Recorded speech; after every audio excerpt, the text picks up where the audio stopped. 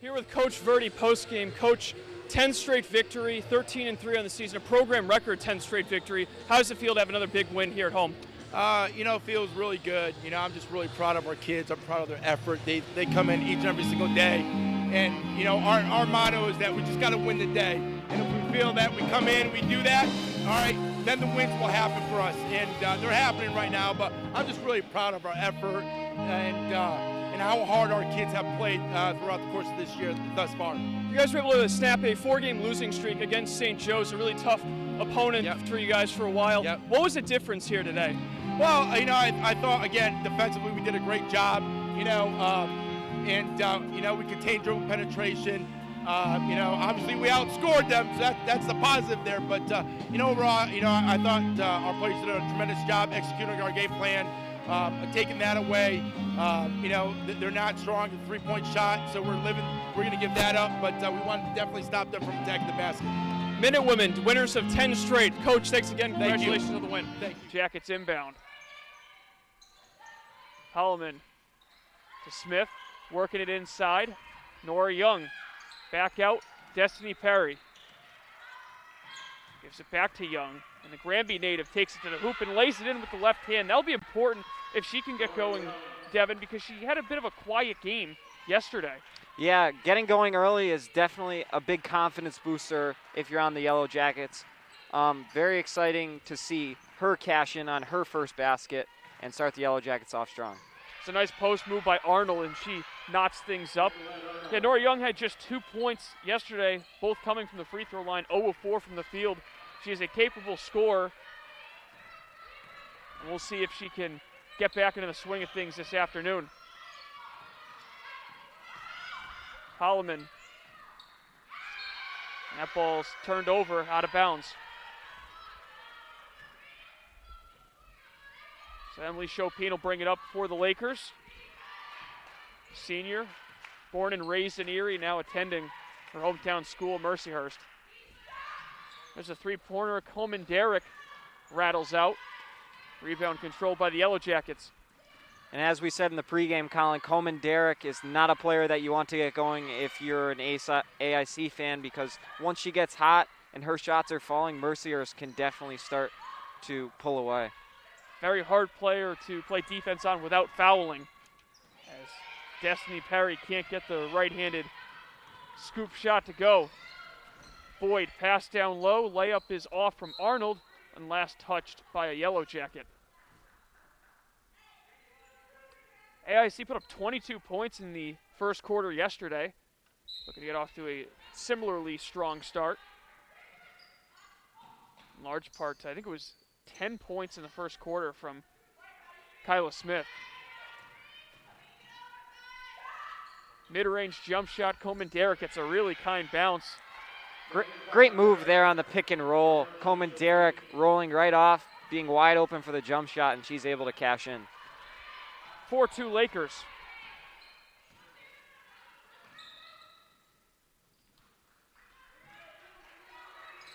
Irie Holloman. Smith, no hesitation, knocks it down. No surprise that her confidence seems to be at an all-time high after yesterday.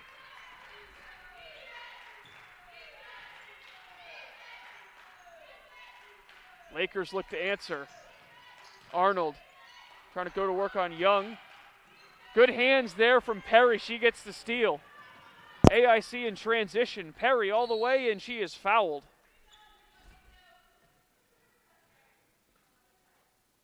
And they're going to get Chopin for the foul. That's her first. Chopin quietly had a really strong game yesterday, getting in double figures in the rebound category with 10.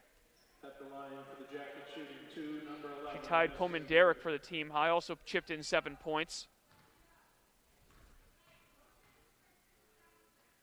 So Destiny Perry hits the first from the line.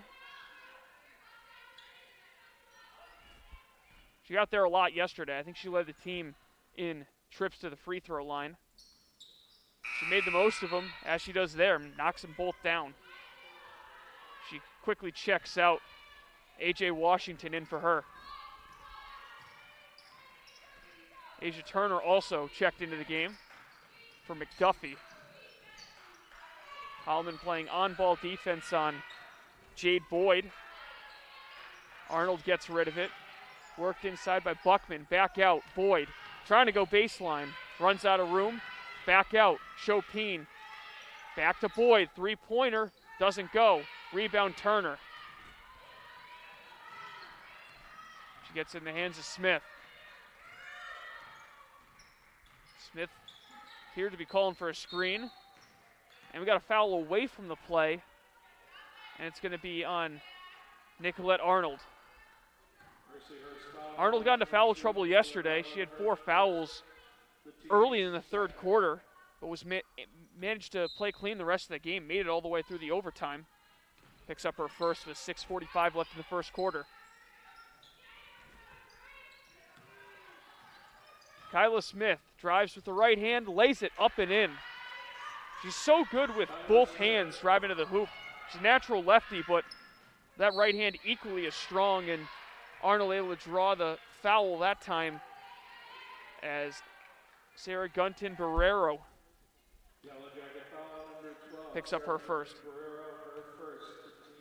And I saw a little elbow from Arnold after the play. Yeah. I don't think the Yellow Jackets like that. Arnold able to drain the first. Arnold, the lone New England native on Mercyhurst roster from Derry, New Hampshire, attended Lawrence Academy. 9-6 AIC. Turner. Pass comes back to Washington. She drives, forces one up, got deflected, and last off of Mercyhurst. One looking to get back on the score sheet in what looks like his final game as a Minuteman. Second period is underway. The Minutemen win the draw and send it back in their own zone. Mark Delgaizo. Delgaizo skates it forward. Pass finds Oliver Chow. Good entry right off the bat for the Minutemen. Shot on net. Save made by Rennick. Behind the cage. Down goes Jake Gaudette, and up goes the referee's arm. 24 seconds into the period, St. Cloud State will be shorthanded. And that's a blatant trip there behind the net. And I was worried going to this break that maybe the referees, a couple makeup calls, you could say, I guess, in favor of St. Cloud were in store after a lot of puck luck went UMass's way and a lot of the calls went UMass's way in that first period. But not going to happen, I guess, with that blatant trip, I'd say, behind the net. And St. Cloud, chippy after the whistle. Clearly, the frustration's building for this team. It's hard to blame them right now. They've just gotten real unlucky so far in this one, I think. Seamus Donahue, 2 for tripping. Minutemen on the power play. 12th best in the country. Face-off won by UMass. And it's rotated in deep. Lapina, cross-ice pass for Trevino. Snaps one on net, blocked in front. Kept in the zone by Lapina. Bollinger tees one up for Delgaizo. Shot, save made by Rennick. Glove down by Lapina. Excellent start to this power play from the Minutemen. Cross-ice gets stuck in the skates of Bollinger. He flags it down but gives it away. Mark Delgaizo getting back on defense as it's a little bit of a 1-on-2. Good job carrying it out there by Will Hammer, but nothing happening. Or that was Micah Miller, I should say. Just over 40 seconds gone on the Donahue penalty. UMass trying to look for that re-entry, but back there to kill some time is Jay Cox. Really good skater that Jay Cox is. It's knocked back in the zone and quickly picked up by Cronulla. St. Cloud State looking for that aggressive push. Short-handed. Pass broken up in their own zone. Bollinger, though, gives it away. UMass coming to help out. Seamus, this St. Cloud State team scored 25 short-handed goals a couple of years ago. So they're not afraid to be aggressive. This Brett Larson team is built to be aggressive as the Huskies clear it once again, much to the joy of the Huskies fans. It feels like a power play for them so far, and this power play for the Minutemen, honestly, it's been all St. Cloud right now. UMass got off to a hot start the first shift, but since then they're having trouble re-entering as Lindbergh back out of his net to play it. 25 seconds left. Maybe the momentum shift that the Huskies need is killing this power play. Chow over the line, wristed around Gaudette, finds Gusevich on the other side, sent back to Gaudette on the far side. Jones holds, thrown on net Blocked in front. Gaudette indirect off the boards for Chow. Throws it back to the far side. Chases after it. Chow holds. Out of the box comes Donahue. Chow stick handles. Waiting to free it up. Looking towards the point. He gets it to Jones. Zach Jones fakes the lead for Chow. Cuts towards the net. Has his puck knocked off his stick. Jones trying to find it. It's dug out. And there's Donahue. Donahue cross ice. And Luke Jaycox will dump it in as St. Cloud State getting some fresh legs. It's slowed down, and the first one there is Sam Henches. Fitzgerald to the point, and that rocket goes wide. Chipped back in deep by Henches. Wraparound attempt goes off the side of the cage, and Jones is over there to pick it up with 16:55 remaining in the second period. 2-0 UMass in the national championship. Reed Lebster back for Zach Jones. It's thrown in, and Rennick comes out of his net to play it. Both teams with real aggressive forechecks so far in this game. Nolan Walker off the end boards. Farmer alertly sends it to the near side. Jumping forward, Mika trying to maybe spring a 2-on-1 with Kafuk, but nothing happening. Puck slowed down. Sullivan to Mika. Back over to Sullivan. What a game from this fourth line so far for the UMass Minutemen. Nick Perbix able to get it out. Sullivan back there to hustle, but he gives it right away to Kronola. Turned over, Miettinen. He goes down, and they'll blow the whistle. So now UMass will head back to the penalty kill, and the guilty party is the freshman Sullivan. And I want to get another look at that, but I'm not sure I would have called that. I think he was going for the puck there, but it was hard to see from our angle. Oh, never mind. He hit him all. It was all skate. Have to make that call. But, I mean, UMass, there's been a couple times right now in this period that it feels like they're almost sleepwalking the defensive zone, and you have to wonder if this aggressive St. Cloud forecheck might catch them off guard in the corner and able to get a look out front maybe even off a turnover. And they're definitely hungry, so I wouldn't be surprised if it happens. Josh Lapina will take the face-off. The Minutemen shorthanded for the second time. They were able to kill off the power play in the first period. Off the tie-up, wow, Trevino almost split the D shorthanded, but it's quickly kept back in the zone by the Huskies. On the far side, Fitzgerald. Man goes down. It's freed up for Mark Delgaiza, who waits before launching it down the ice, and those four for the Minutemen change off. Really well executed clear by UMass. Seamus Donahue through the neutral zone, left back. Sam Henches gets the return pass. Okabe chasing after it. Third line now out there for the Huskies. Sent in front. Okabe turns around and fires one, and Lindbergh got his blocker on it. Matt Kessel out-muscling a man to the puck once again, and he sends it the full length of the rink. They have their ace on the mound to do it, Jacob Polish, who's pitched 2 scoreless innings, but no run support yet, and he will face the 9-1-2 hitter, starting off with the 9-hole hitter Andrew Eister, who lays off the first pitch fastball for a ball. Yeah, Eister, another guy who's due for a big day, as he's struggled mightily both in the postseason and against Harwich in the course of the regular season. Andrew Eister hit just 1 for 10 against the M's, as he'll pop this one foul, and that one's out of play. Throughout the postseason so far, he's hitting just 1 for 8. That one hit for Eister, the lone home run in the playoffs for the Red Sox, coming against the Orleans Firebirds in first round, the Eastern Division semifinals. 1-1 from Polish. Breaking ball grounded to the left side. Tough play for Kavadas. It's actually going to be Hughes. He's going to have no play. As that ball was kind of hitting no man's land, Kavadas tried making a sliding stab at it. Couldn't quite get there. Good backup by Hughes, but not nearly enough time to make the throw to first. And it's a leadoff infield single for Andrew Eister. Yeah, the first time that YD has had the leadoff man aboard today, so we'll see whether or not they can make anything of this with the top of the order coming up. It'll be Brad Beasley, Riley King, and Austin Wells, who went down quietly 1-2-3 back in the first. That was a big issue, too, in yesterday's game for YD, is they only had the leadoff man on in 2 of 9 innings, so big reason why they stranded so many guys on bases. They weren't exactly early out situations, as Beasley lays off the first pitch on the outside corner. Beasley reached base to lead off the bottom of the first inning yesterday, and he came around to score the only run in that ball game for YD. Led things off today with a strikeout. 0-1 is waved out and missed. Yep, he gets ahead of yet another hitter here, trying to get another strikeout on Brad Beasley, who's been very anxious at the plate. He's been interested in swinging at most of what Polish has had to offer, just trying to find something to jump on. Polish with the 0-2.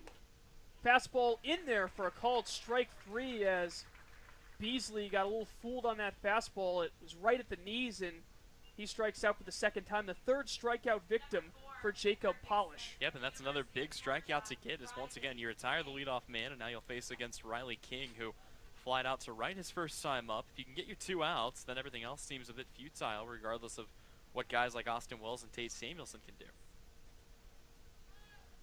So here's third baseman King, who was taken in this June's draft by the Atlanta Braves in the 26th round, but elected to keep his college career going with the Georgia Bulldogs.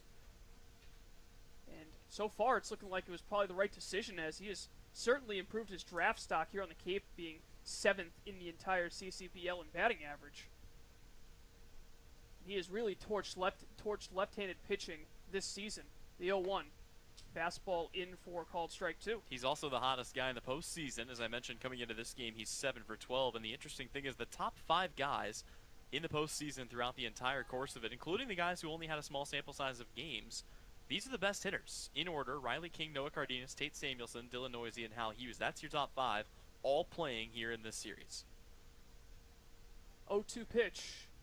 Fastball misses just inside, and King with just astronomical numbers against lefties in the regular season. He came into this series hitting .422 against southpaws with with 1 home run and 4 RBIs. But here he's got a tall task against a really tough lefty in Jacob Polish, the 1-2. Swing and a miss, strike 3. He goes down on strikes, and it's back-to-back Ks for Polish, his 4th in the ball game. And despite getting the leadoff man on, things not looking too good for YD, 2 down. Yep, and like I said, you get that second out, and Austin Wells coming to the plate here. He's had his fair share of success, but it's a little bit harder for him to hurt you unless he takes one over the fence. With 1 runner on first base and 2 away in the inning, you can get him out a lot of different ways here if you're Jacob Polish. The other big threat with Austin Wells is the double. He is 2nd in the league in that category with 13. First pitch fastball on the outside corner from Jacob Polish. Well, and of course, for Austin Wells going into game 1 of this series, he had a couple of doubles to his credit throughout the postseason. So a lot of speed for him. We'll see whether or not he finds a way to pick up another one and maybe put runners at 2nd and 3rd against Harwich here. Lanzilli holding Andrew Eister on base. Over at first. Eister's going. Wells going to lay one down. It's down the line. Cavadas slips and the ball hits the bag. It's a fair ball. Nico Cavadas was going to let that roll and see if it ended up foul, but it came off of Wells' bat like a rocket, and Wells reaches on an infield single. So, once again, a couple of guys on base with 2 away for YD, and their cleanup man coming to the plate. Really weird play there, because again, if Cavadas let it go, my initial thought when he slipped was this could be good for Harwich if it rolls on the wrong side of the bag, but that thing had no spin to it, left or right. That was laid down right down the line. It was never going to alter its angle, and yeah, again, Cavadas I think just got a little bit caught up, maybe trying to let it go past him. And that's going to put runners at 1st and 2nd for Tate Samuelson, 7 for 13 this postseason. He swings the first pitch and just barely makes contact as it dribbles to the backstop. Samuelson popped out to Lanzilli to lead off the 2nd.